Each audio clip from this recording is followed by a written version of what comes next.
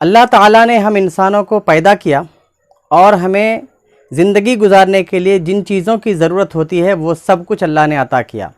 کچھ لوگ ایسے بھی ہیں جنہیں ایسا لگتا ہے کہ اللہ تبارک و تعالیٰ نے انہیں نہیں دیا، مگر اللہ تبارک و تعالیٰ نے جس کے لیے جتنا مناسب تھا، جس کے لیے جتنا بہتر تھا، اللہ تبارک و تعالیٰ نے سب کو عطا کیا ہے۔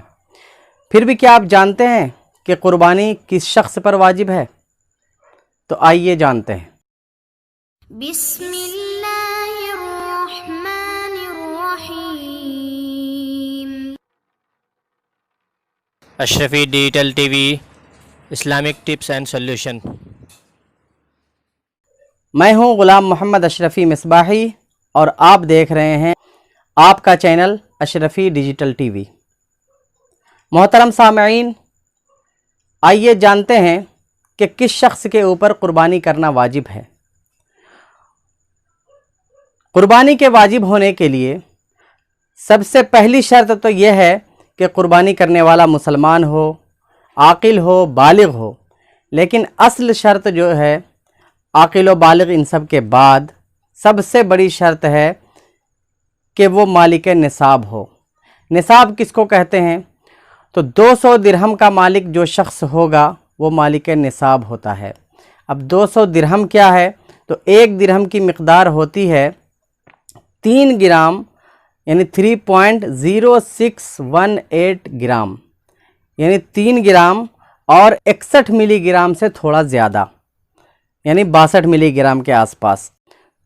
اگر آپ اس کو جاننا چاہیں کہ 200 درہم کیا ہوتا ہے تو 3.0618 اس کو ضرب دے دیں گے، انٹو کر دیں گے 200 سے، جو نکل کر کے آئے گا اتنا گرام چاندی کا مالک ہونا ضروری ہے، اور وہ ہوگا آپ کا 612 گرام 360 ملی گرام۔ تو اگر کوئی شخص 612 گرام چاندی کا مالک ہے تو اس شخص پر قربانی کرنا واجب ہے۔ وہ آدمی چاہے عورت ہو یا مرد ہو، ہر ایک کے اوپر قربانی کرنا واجب ہے۔ اللہ تعالیٰ سے دعا ہے کہ ہم تمام مسلمانوں کو صراط مستقیم پر چلتے رہنے کی توفیق عطا فرمائے۔